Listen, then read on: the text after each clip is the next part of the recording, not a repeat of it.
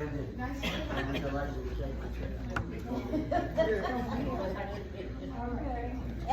I'd like to announce and welcome Alan Ames, and he will be here entertaining us today and hopefully have a few laughs. So everybody welcome Alan.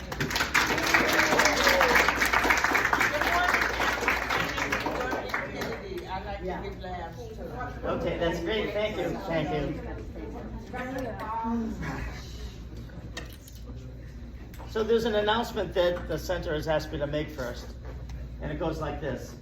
So if anyone here is here for the toenail cutting clinic, it's actually been postponed until tomorrow at 2, followed immediately by dinner at 2:30.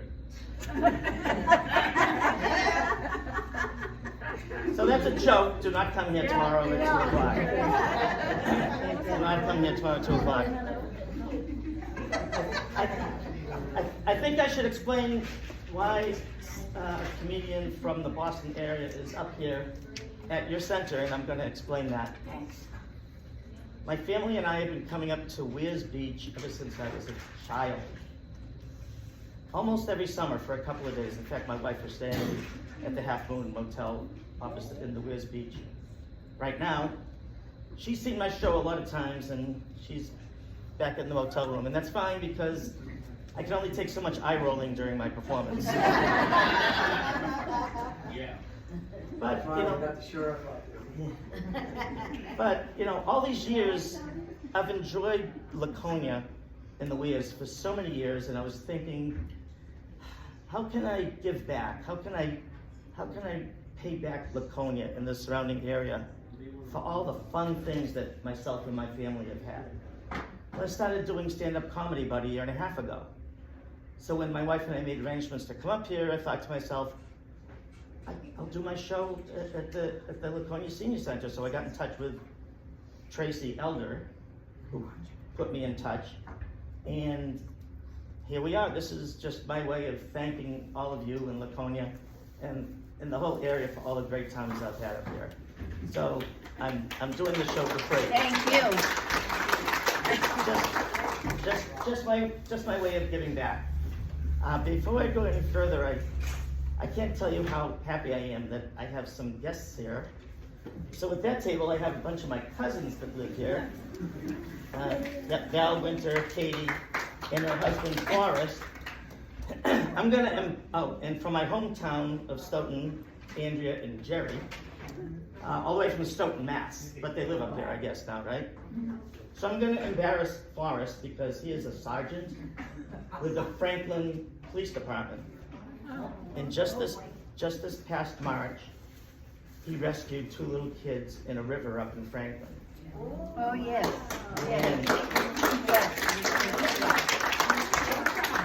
And it was big news. He's decorated and all like that. And because of Forrest, this world is a little bit better place now. Right, exactly. Okay, so is everyone comfortable? Yes. I don't know, it feels a little short and chubby in here. Is it just me?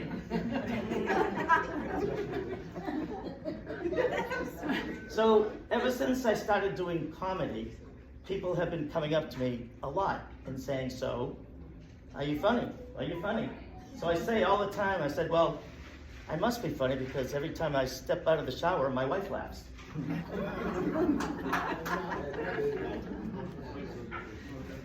And one more joke before I give a little bit more of an intro. This man lives in elderly housing. He's about to turn 80.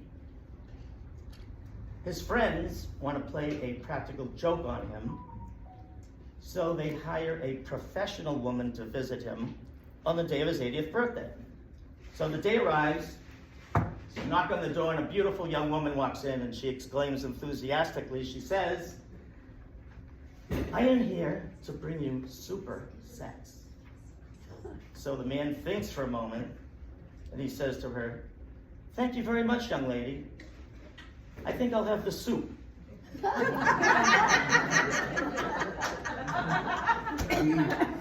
going to be coughing from laughing.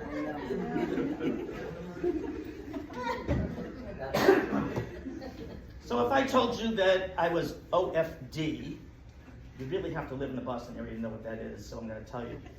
I am originally from Dorchester. Oh my gosh. Oh, goodness. Okay. I am OFD. People sometimes ask me, oh, what parish are you from? And I go, well, I don't know. The parish of Temple Bethel, I don't know.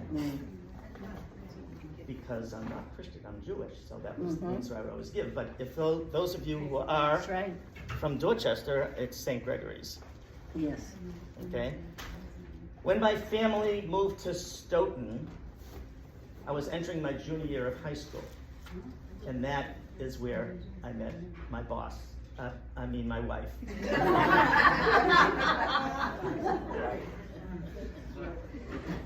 We have been married 49 years. We are high school honey. You guys are great. You have clapped on every cue so far. No, we've been married 49 years. We graduated Stoughton High together in '70. UMass Amherst together in 1974. A year later, we got married, and then 2 years later, the first of three. We have three. I almost did two, but we have three. I'll use this hand. We have 2 sons and a daughter, all in their 40s now, and 6 grandchildren. Our oldest grandchild is our red-haired, freckle-faced Molly. She's 16. The other 5 are all boys younger than her, so as far as she's concerned, she's in charge. Good girl. Professionally, my background is food service management. I was with Papagino's Restaurants for a long time in the Boston area. And then I transitioned over to being a concessions manager for Showcase Cinemas and some other movie theater things. But when I turned 60 12 years ago, I retired from all of that. And for the last 12 years, I have been driving. I'm a chauffeur. 5 mornings a week for an actual limousine service. Not a taxi, not Uber, not Lyft, an actual limousine company. So I do that 5 mornings a week. And people say, well, you're not really retired then, are you? Well, I'm retired from my field, but I do this 5 mornings a week because, it takes a lot of resources to keep a trophy wife happy all these years. I know. She thinks that's an insult, but that's actually a compliment. It really is. I'm also an avid tennis player. I still play. I don't play singles anymore, but I play doubles. Actually pretty good. And I go to the Y in my town at least 2-3 times a week because, it takes a lot of work to keep this physique in such great shape. Yes.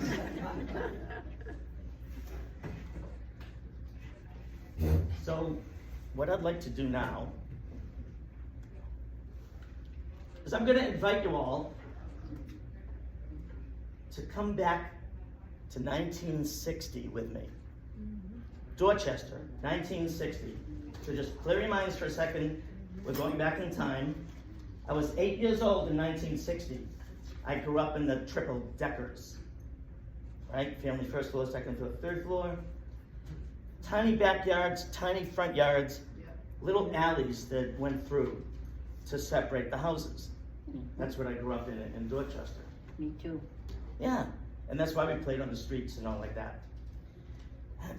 And, being 8 years old in 1960, being a kid, you just kind of accept things as they are, even though you might not fully understand them. And one thing that I never understood was that we had a bowl of plastic fruit. Plastic fruit. And we didn't even keep it out. It stayed in the pantry. So, was that a thing back in 1960, or everyone had bowls of plastic fruit? But when we had company, we took it out. And that was my job. When company came, I had to run into the pantry and bring the bowl of plastic fruit out. Because back then you actually had company. There were no cell phones back then.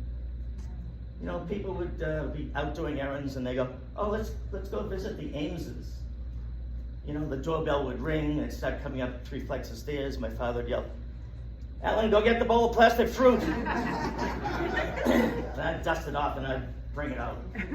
So they'd sit at the table and they'd say, "Oh, you put out the bowl of plastic fruit. Yes, we regard you very highly. You get this magical bowl of plastic fruit." But something else about plastic those days. We had a couch. Mm-hmm. Oh, we already know where I'm going, don't we? This couch was covered in plastic, like all the time. Like a fitted sheet on a bed? This couch had a fitted piece of plastic that was on it all the time. It never came off. And I always wondered, so what would happen if I actually touched the fabric, right? And every once in a while, if someone was looking, I'd stick my hand under the plastic and touch the fabric, and nothing ever happened. But even when company came over, the plastic stayed on. They'd have to sit on it, right? Which wasn't too uncomfortable until summertime, because there was no air conditioning back then. My mother was having a birthday. We're still back in 1960, I'm 8 years old. And she worked downtown. She worked in Post Office Square. She was a dictaphone operator, which meant that her bosses would record into a device. And later, she would listen to it and type whatever was recorded. But she had to take a bus and a train, and then a train and a bus, and besides the walking to the bus stop.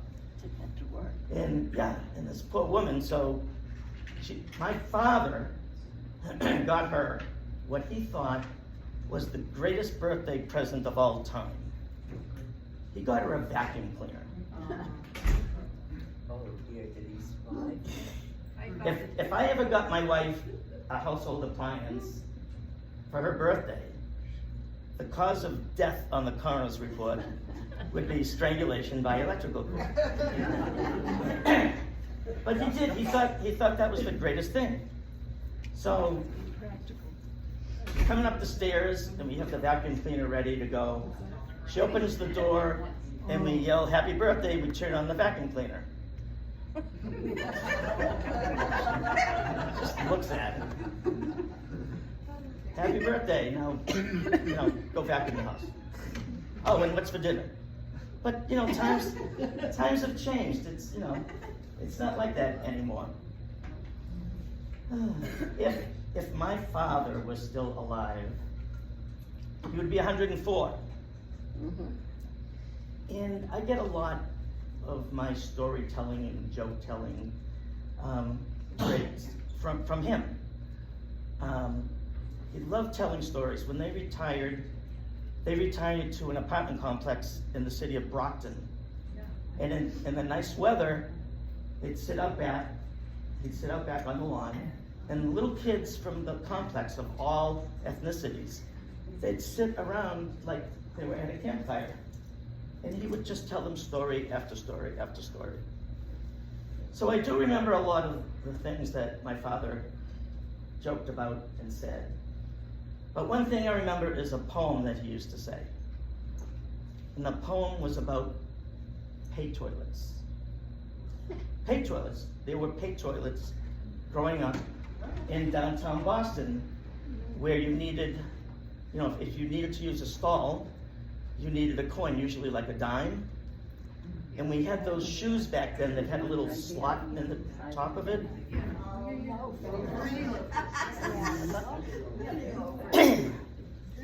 We had penny loafers. So I'd like to honor my father's memory and share this little poem with you. And it goes like this. Here I sit, broken-hearted, paid a dime and only farted. And he'd say that all the time, just like even randomly, just going through a supermarket, you know what I mean?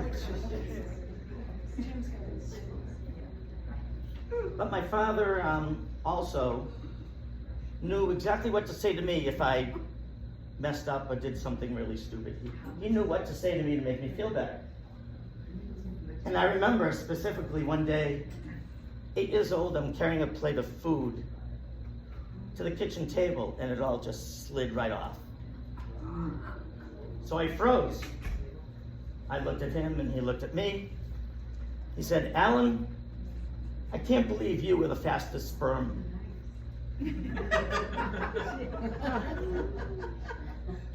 I was afraid to tell that joke because I'm not sure how it's going to go. I told that joke in the town of Medfield, Mass, and instead of a laugh, I got a gasp. Oh my God, because I said, "Oh, terrible." Right? In fact, one lady reached for her inhaler. That's how bad it was. But they made it. You guys all survived that, right? Yeah. Okay. So I failed to mention earlier that, yes, my name is Alan Ames, and the name of my show is Alan Ames Thinks He's Funny. In fact, if you Google that, Alan Ames Thinks He's Funny, you'll see a lot of my YouTube stuff is on there. So Ames is A-M-E-S, and Alan is just one L, because unfortunately my parents were poor, so. So it's just one L. I am trying a lot of new material here today. I usually don't refer to notes or anything while I go, but I have some new stuff I want to try. Okay. Gonna ask y'all a bunch of questions now. Do you remember S&H green stamps? Yeah. Do you remember Encyclopedia Britannicas? Yeah. Do you remember the Ed Sullivan Show? Yes. Did you watch the Beatles in their first appearance? Yes. Do you have a box of old black and white photos of generations ago with people that you don't know anymore? Do you have a favorite spatula? Yeah, guess what? We're all senior citizens. Everybody that answered any yeses to that, we are seniors. So what? So we got older. You know, things happened. Our bodies changed, our health changed, our outlook on life perhaps. And for me, the thing that's bothering me the most right now, and it's not really a big deal, but I know that at some point I'm gonna need a hearing aid. I've had one hearing test, and I'm like, you know, right on the line of needing a hearing aid, and you're still okay, you know, for another year. So my wife is constantly, you know, "Alan, go get another hearing test, go get another hearing test." So here's an example of what is happening with my hearing now. We were watching the news the other night. So watching the news, I'm kind of playing with my phone at the same time. And I could have sworn I heard the newscaster say that a woman was shot in her anus. In her anus. It's not a bad word. Everyone just relax. And I said to my wife, "How does someone get shot? What is she? Was she tying her shoe, or like, how does that even happen?" Forrest, how does that even happen? So my wife said, well, first she said, "Alan, you're an idiot." And then she said, "She was shot in hyannis."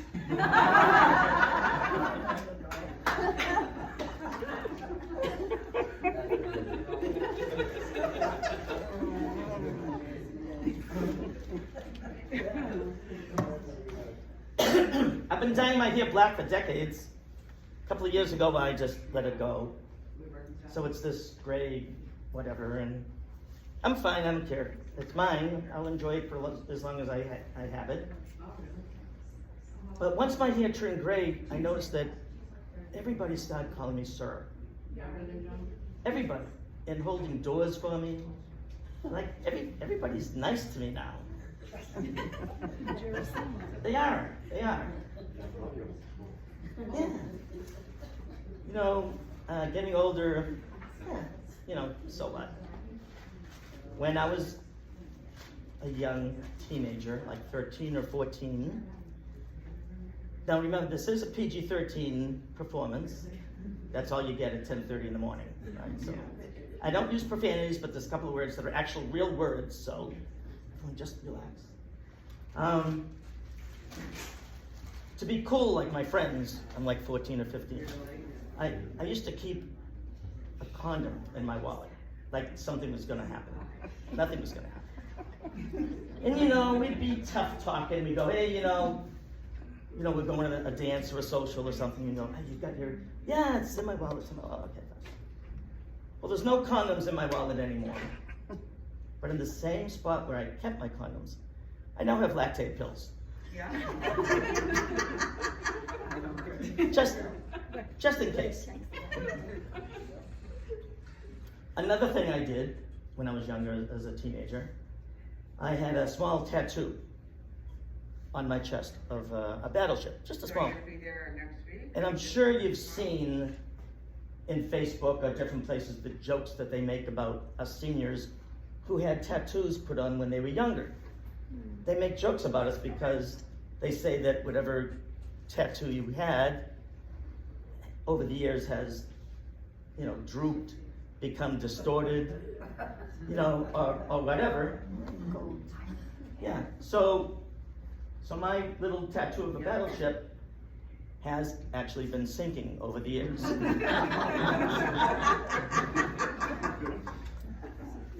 But I take it a step further because over the last couple of years I've lost a little bit of weight. I've become a little bit more compact. And I've noticed that the battleship is slowly starting to come up again.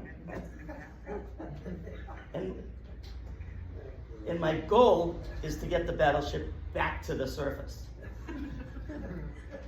So if people say to me in the future, if they say, hey Ellen, you look great, are you dieting?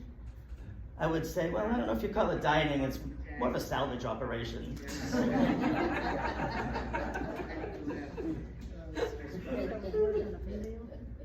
I'm going to talk about colonoscopy now, but I'll be gentle. Another fun thing that we get to do when we get older. I've had 3. Everything's fine. But my first 2, and for those that have had one, you know that in years past, the worst part of it was the prep. Drinking that citrusy, awful stuff. That's always like the worst part of it, right? So when my 3rd one was coming up, I discovered that there are actually alternatives to whatever that yucky stuff was. Because my wife had a colonoscopy about a year before I was having my 3rd one. And the prep that she did was that mixture of Marilax and Gatorade. And she said it tasted just fine. Remember, whatever the prep is, the idea is that it has the same effect, so you get nice and cleaned up. That's baked that, so the camera can do its job. All right, have a good day. My son-in-law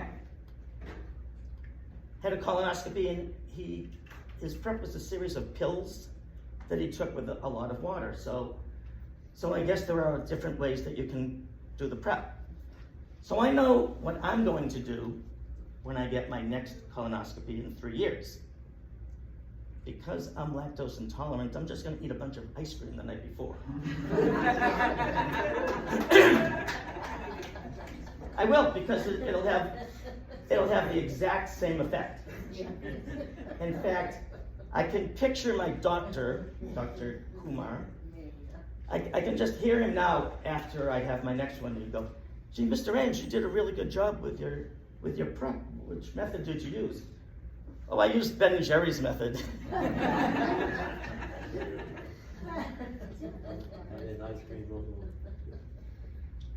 Now, most people, and I am not most people have concerns about having a colonoscopy or actually any medical procedure that we're going to have.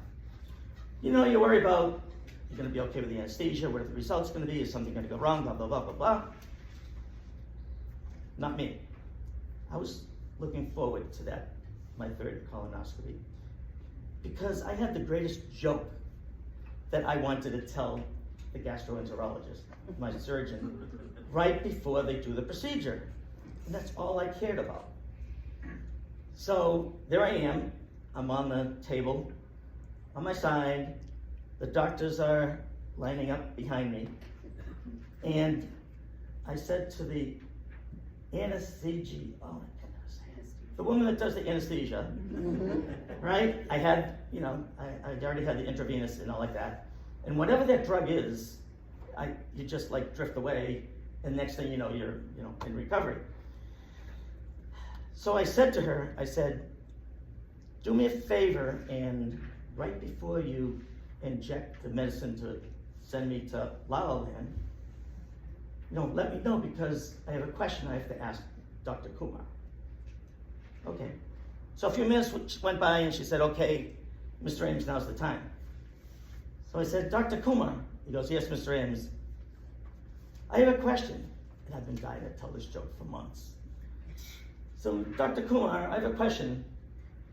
If I hear someone say, oh, what an a-hole, is that a compliment or an insult? So I heard laughter, and the next thing I know, I'm in the recovery room. So my joke worked, now I can tell the story.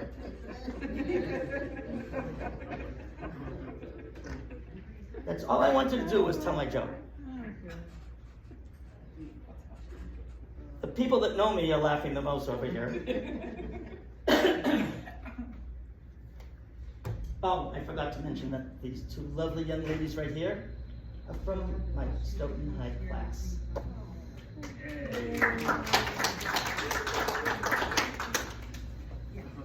And you guys, you said you live up here now, year round? Mm-hmm. Jerry and Andrea. Got it. I can't wait to tell my wife that I saw you guys. And, well, she thought you guys might come anyway. Oh. I took harmonica lessons recently. I don't have time to, what time is it anyway?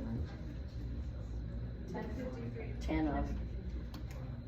10 of 11? Yeah. Okay. I took harmonica lessons recently and don't have time to play a lot here for you. Okay.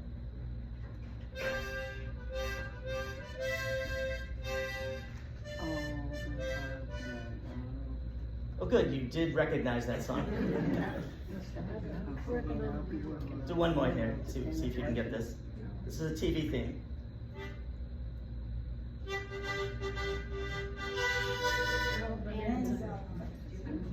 You guys are good. You guys are good. So I am a proud graduate of the Betty Crocker School of Music. Not only can I kind of play the harmonica, but now I can make a mean bund cake. Is that bund? Or Bunt. buns? I got one right here. Oh, really? Yep. So a bun cake is actually named because that's the name of the pan, right? Yes, So you can make almost anything in it. in it. Mhm. Okay, this is gonna go to a baking show for a second, so hold on. There's actually a chain of bun cake stores, and I wish I could remember the name of them. There's one in Newton. I think it's Nothing But Bunt is the name of them. I think. Do you remember the movie Big Fat Greek Wedding? Mhm. You saw that? Okay, so remember the scene where the parents of the groom-to-be comes to the house with all this huge Greek family, and the mother of the groom has a bundt cake, and she gives it to the mother, and the Greek mother, and she says, "What is this?" And she goes, "It's a bundt cake." And she goes, "What's a bundt cake?" And everyone is like, "What's a bundt cake?" I'll leave you for a second. Oh, so you guys are having lunch at 11:30, right? Yes. Okay, so I've done shows right before meal period before. So I don't want to see anyone do this before I'm done. Okay? No one can do this before I'm done. So I have been told that I am as much a humorist as I am a comedian. And I had to look it up. There is a distinction.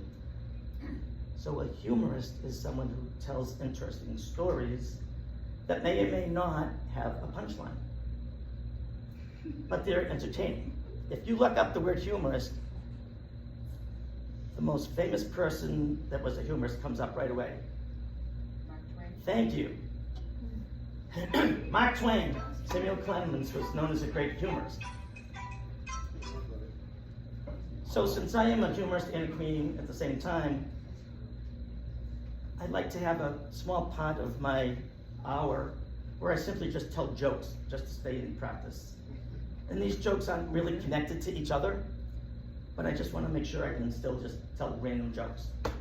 So I'm going to tell you some of my favorites.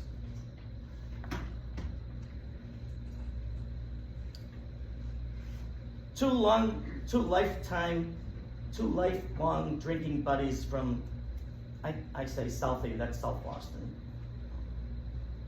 Two lifelong drinking buddies from Southie. One of them is in the hospital, kind of serious. Says to his friend that's at his bedside, he says, Johnny, if I die, do me a favor and pour a bottle of my favorite Irish whiskey over my grave. So I said, sure, Tommy, I'll do that. But would you mind if I drained it through my kidneys first?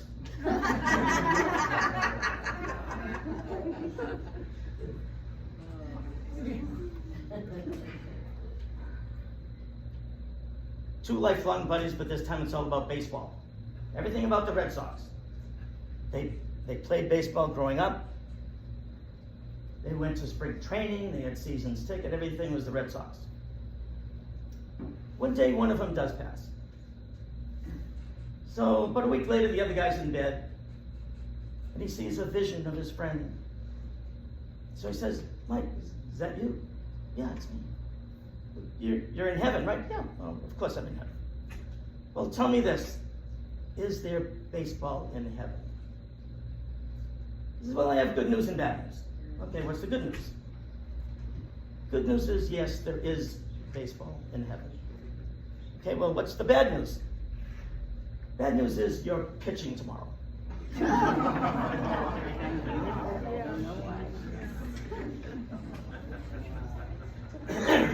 So I don't do political humor, but I do have to mention the former Senator John Kerry. No comments, please. John Kerry is a former senator from Massachusetts. He also ran for president, and he's had a lot of different things. You know who he's married to now, right? Heinz. Teresa Heinz, the ketchup heiress. When they were first dating, when he was first dating Teresa Heinz, he had the nerve to ask her, how many positions do you have? And she said, we have 57 varieties. That was a subtle one, very subtle.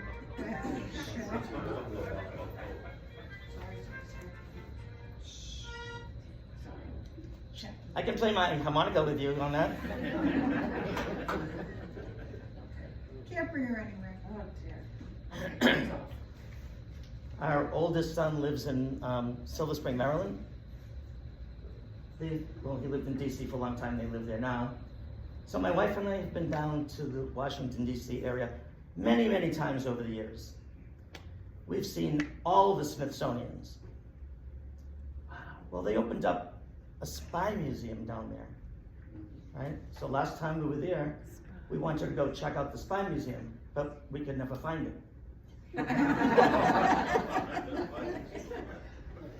You look just like my wife when she eye rolls my jokes. Our two sons, our kids are all in their 40s now. So our two sons are kind of competitive. One day we were all together, and they're talking about how much money they make and their bonus and their potential and all that kind of stuff. So I had to break it up. So I said to them, you know, I make six figures also. Unfortunately, two of them are after the decimal point.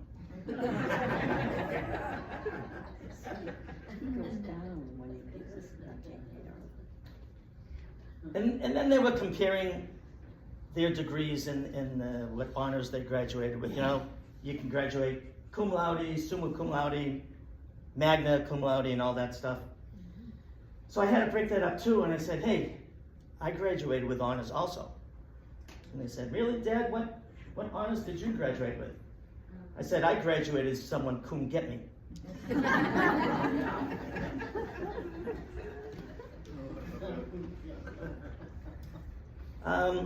We needed to get numbers for our mailbox. Our address is 10, the number 10. So my wife and I are in the hardware store, and we're in the section where they have the numbers. So I called the manager over. He said, what's wrong? I said, well, I need the number 10, but the highest number you have here is 9. That's another eye roll, just like my wife. So I got the 9. Why not? It's close enough. So sometimes my neighbor gets their pizza, and sometimes they don't. 2 little girls, they're sisters, one's 6, one's 4.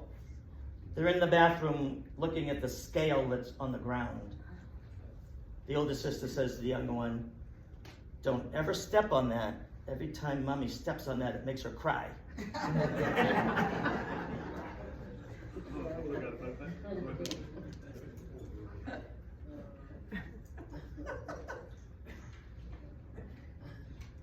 So there are quite a few things that bother me that I'm going to share with you in the hopes that maybe you can help resolve some of these things. Some of them you can't, but some you might be able to help me with.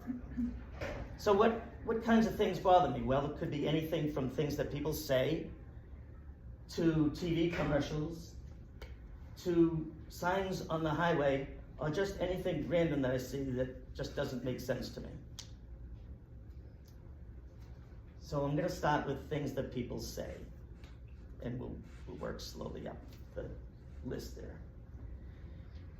You know, when someone is being honored or they're retiring and they have a dinner for them and everyone goes, you know, say something, you know, get up and say something. And the person says, I'm speechless. Yeah. And then they give a speech. Then they give a speech. If you say you're speechless, then go sit down. You shouldn't really have anything else to say after that. And the same thing is people that say, I'm at a loss for words. No, you're not. Because I know what words are, and a bunch of them just came out of your mouth. Exactly. And if I ever heard someone put those two things together, like I'm speechless and I'm at a loss for words, I think my head would just explode. I can't stand those kinds of things. And what's even worse is when people say something and then they follow it up by saying, I'm not gonna lie. The newscaster, actually the woman that was giving the traffic in Boston recently, she said the traffic on the Mass Turnpike is flowing exceptionally well. I'm not gonna lie. Well, thanks for that. I mean, isn't that like your job to tell us the truth when you're delivering the traffic report? So if somebody says that, doesn't that mean that everything else is a lie, right? Okay, she's back with me now.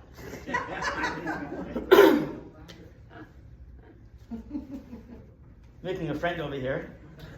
I've been heckled before, but no one has ever stuck their tongue out at me. Another thing that bothers me, and this is a word that I made up on my own, and I call these people ofteners. What is an oftener? An oftener is someone who pronounces the letter T in the word often. It's not often, it's often. We're not in England.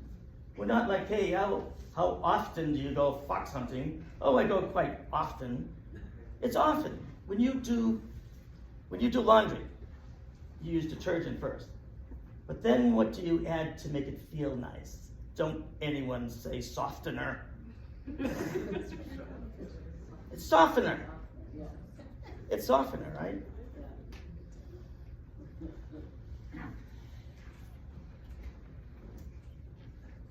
So there are some commercials that really bother me, and some of them have bothered me for decades.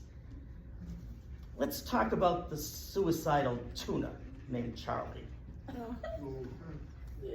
Charlie the tuna. That commercial for chicken of the sea tuna has been around for decades.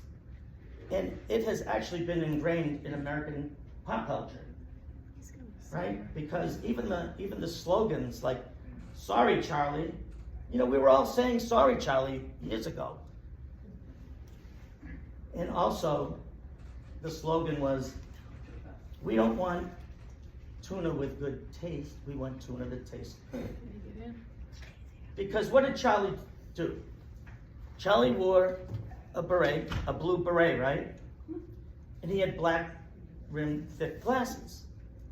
And he did that because he wanted to look cool. He wanted them to catch him. Has anybody ever told Charlie the tuna what happens if he gets caught? Because what happens is that if and when he does get caught, a little piece of him ends up in about 800 different little cans of him, mixed with mayonnaise, made into a sandwich, and goes to school to this little 8-year-old kid in Dorchester like me every day for lunch. So the football coach from a long time ago, what's his name? Shula, right? Was it Shula? Don. Yep, Don. Yeah. So he was doing, no, I'm sorry, it's Bill Parcells. Bill Parcells. He was in an interview once, and he got angry at the person that was interviewing him, and he actually said, "Who do you think I am, Charlie the Tuna?" And from that point on, he was called the Tuna. You can look that up. Some of you remember that, right? Charlie the Tuna. Okay, so Pepto-Bismol.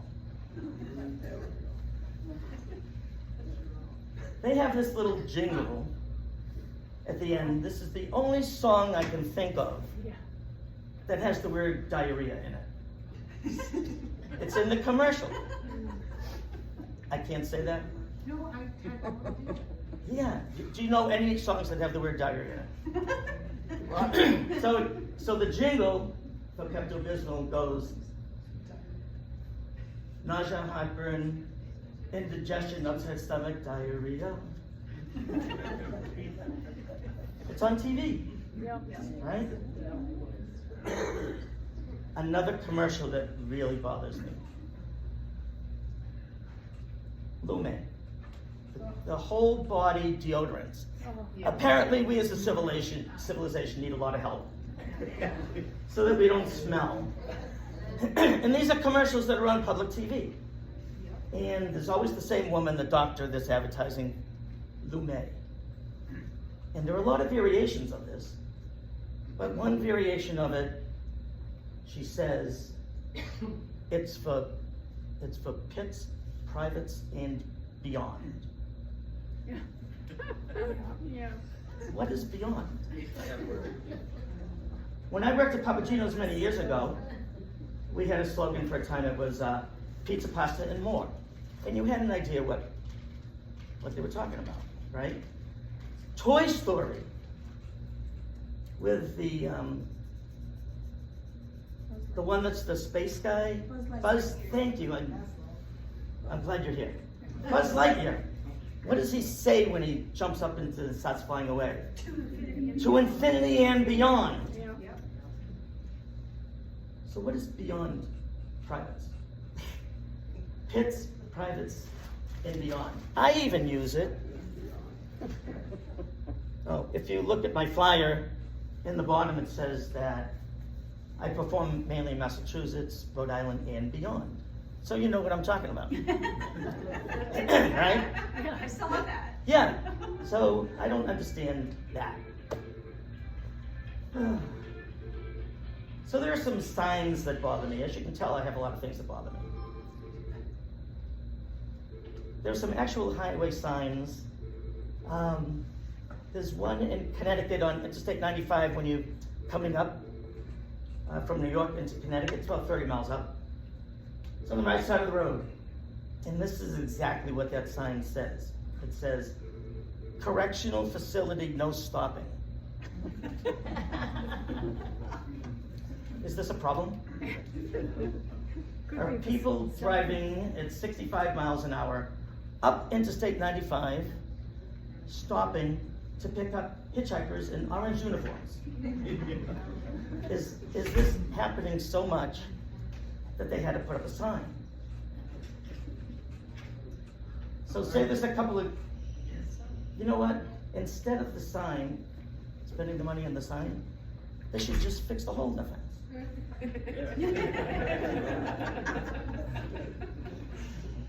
So say there's a couple of convicts, and they're planning their escape. One says to the other, you know, we're gonna break out, we'll go through the trees, we'll be right at the tree line, and we'll go to the highway. And the other one says, we can't do that anymore, they put up a sign.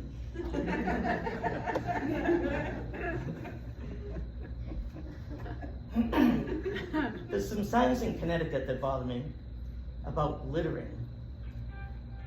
On the way to Foxwoods, one of the casinos, is where I saw the first one. And I love Foxwoods. Actually, I love casinos, and my wife limits my time at gambling because she thinks I have a gambling problem, and I don't have a gambling problem. I have a losing problem. I don't have a gambling problem. If I was winning, I'd have no problem. No problem. Right? But there's a sign for littering, $219. Like, how did they come up with that? Now, I have found out that recently they did change it to $225. And I am convinced that that's because someone that saw my show went to Connecticut and said something to them. So see, Oh my God. you guys might be able to help me with some of this stuff. But the worst one is on the way to Provincetown at the end of Cape Cod. There's a huge sign on the left that says, the fine for littering is from $0 to $10,000. Wow. Does anyone have $10,000 worth of trash in your car? Even if you had a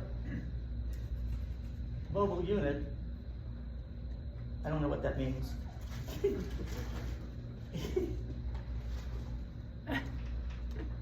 Even if you have a mobile home, you're not gonna have $10,000 worth of trash. So what would qualify for a $10,000 fine? Well, I can think of one thing, it's kind of a stretch. What if a couple of mobsters and they had a body in the trunk? In the middle of winter, it's really, really slow down the Cape. And they're dragging this body into the woods, and a police officer goes by and says, hey, what is that? Is that a body? That is a $10,000 fine. I mean, it's a stretch, but that's all I can think of, right? Do most of you still have a landline, or are you just cell phones now? I have a landline. If you have a landline, keep it. Because for those of us that don't have a landline anymore, if we are talking to someone on the phone and we get really angry, we can't slam the phone down anymore. Right? So, for example, this is what it looks like. For those of you that have a landline, you're talking on the phone, and it would go like this. So, what do you mean my card won't be ready for a couple of months? You promised it to me before. Well, let me tell you what I think about that. Bam. Slam. Whether it's the phone on the wall or on the counter, you probably hurt your hand because those things are pretty sturdy, right? But for those of you that only have cell phones, this is what that looks like. It actually didn't matter which way I held it. What do you mean that my part won't be ready for a couple of months? You promised it to me before. Well, let me tell you what I think about that. Mm-mm.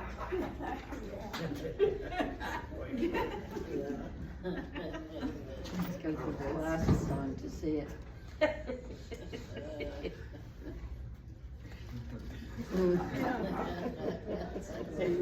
It doesn't work. It just doesn't work.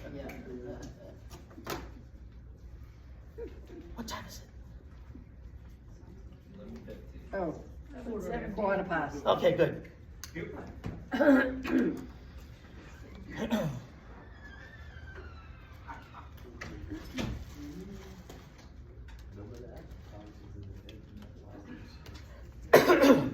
My wife and I are two very different people in many, many ways. For example, even like dancing. I'm not much of a dancer, and the best I can do on what we call a fast dance would just be, something like that. My wife Anita, and you've probably seen this over the years, is one of these.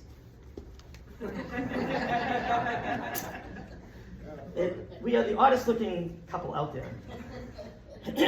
But slow dancing even looks funnier because we both want to lead.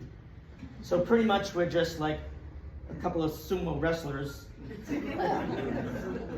just kind of dancing around trying to gain control. My wife also likes to sleep in, and I'm an early riser. So it works out, but even on vacations, I like to get up early, and we went on a Caribbean cruise not too long ago. And most cruise ships have a casino on them. So, I usually get up to use the facilities anywhere around 2, 3 in the morning. So one morning I did. Anita's sound asleep with the CPAP thing on. Mm-hmm. So I went down to the casino. The table games weren't open, but the slot machines were, which is what I like to do. So I played for a couple hours, went back to the room, got into bed, didn't even know I was gone. Didn't even know I was gone. Now, my wife's philosophy of life is this.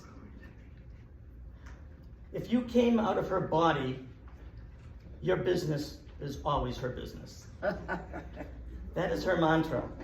So you can imagine some of the friction that she has with our grown kids because, she thinks she has a say in everything that they do.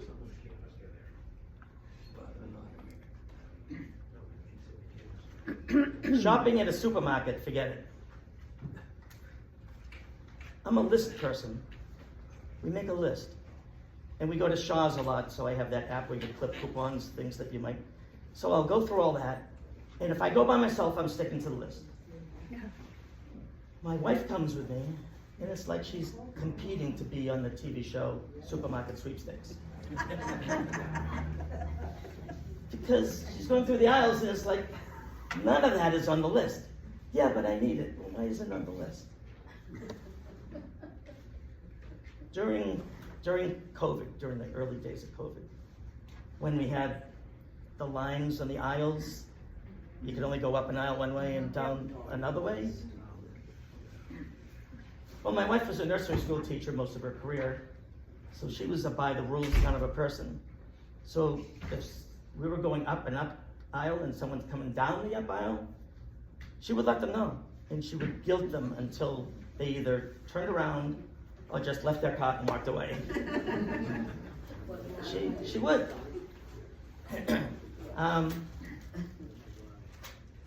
During COVID, we were both laid off for like 4 or 5 months, and we had some of our worst fights during that time when we were both laid off. And it wasn't about money. It wasn't about being around each other all the time. Our fights were about the correct way to do a jigsaw puzzle. Because we both agreed on making the perimeter first, right? But we had a different method for filling in the middle. She liked to work on an area, and I like to look at each piece and try to figure out by the picture where it goes inside, right? So we did some 500-piece ones, a 750-piece one. we did a 1,000-piece one, and that's the one that almost got us in front of a judge. We had a refrigerator replaced not too long ago. Pulled out the refrigerator, there's jigsaw puzzle pieces back behind it. And we all know how they got there.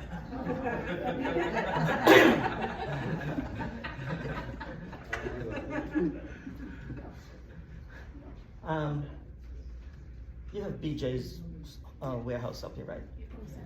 So we go to BJ's pretty much for one thing, and that's when we have a family gathering. We like to get a good piece of a ribeye roast, but they'll cut one for you the pounds that you want, because the ones in the case are huge. So we usually get one that's like 6 pounds, 8 pounds, or whatever. So I really wanted to go there by myself, but she came with me.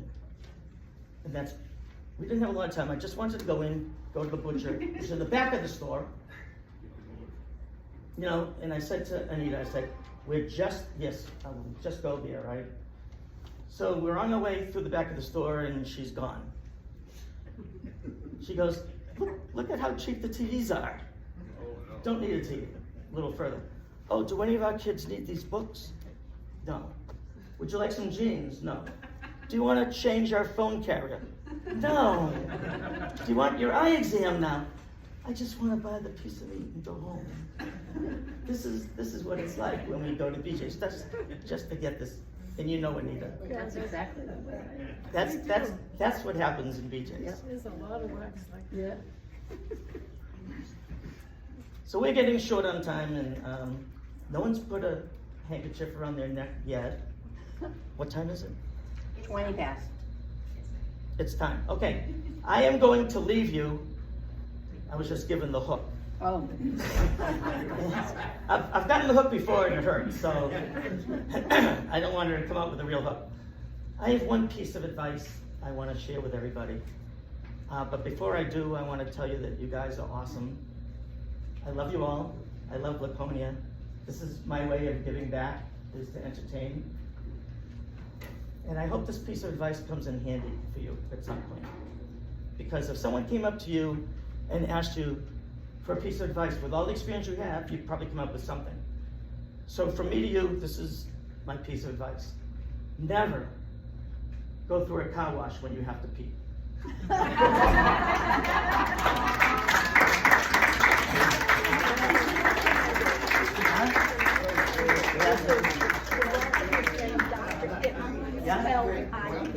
Oh, no kidding. So, thank you, Laconia. Thank you. Will you come back and see us again, maybe next year? When we're up on vacation, Yeah. if Sandy will have me, that'd be great. So thank you for all that you've done for me and my family, providing this wonderful area for us. Oh, thank you. God bless you all.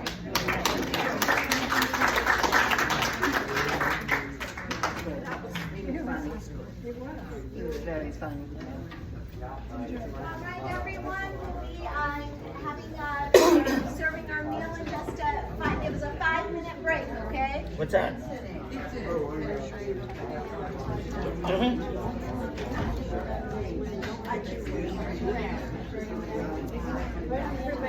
Yeah. I know. Yeah. Yeah.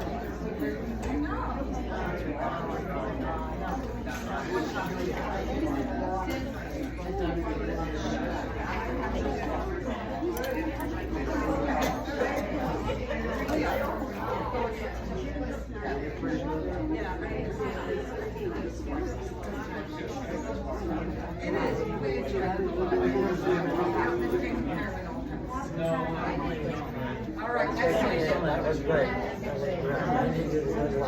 Thanks.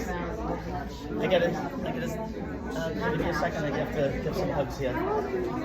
We leave tomorrow. Lady.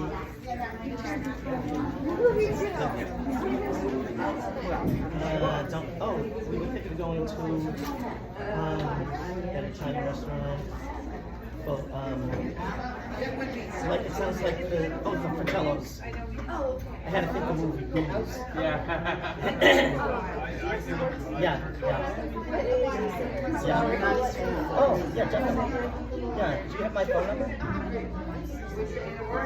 Come back and visit us. Love Laconia. Hey, just need a second. Yeah. I just watched you see when Yeah, give me a call. Nice to meet you. Nice to meet you, Forrest. Thanks for all you do. Thank you for saving Oh, us kids. usually around 6. I will let you know. Okay.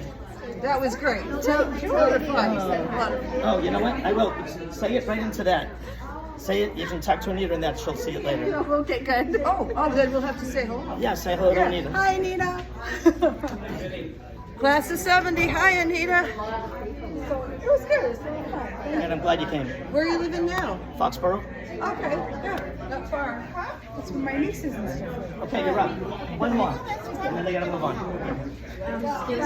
Ethel's gonna get married, we're living in the future in-laws house. Yeah. And he said, well, let's get you a house, you gotta have a place of your own. I said, okay, they buy him a place, they get married, they walk into the house, and he says, the guy says to his wife, well, he said, the house is too close, so no, you can't do that, you gotta think of another way. He's looking around and he was like, what? She goes, well, how about a washing machine? He says, great. So he went to work the next day, he went to work, he came back, runs it, he says, my wife, he says, how you use your washing machine? He says, oh, I've been trying to help you, blah, blah, blah. He said, well, she had to get to work. That night he comes home, he rubs against his wife again, he says, I use your washing machine. Oh, the phone, the camera, and everything. She can't do that kind of stuff. It's up there. She's thinking, I'm gonna lose my husband, right? If I don't make it nice and dinner. She hurried around, she made this beautiful dinner, made the house all beautiful, switched everything over. Next thing you know, just so he comes walking through the door, he opens the fridge, grabs a key to meter, walks over, sits in the chair, and she's like, come on. So she walks over to him, she puts in his lap, and she's having food and says, hey, don't you want to use my washing machine? He says, no, they had a small one to do by hand. Yeah. That's cute. Thank you so much for that.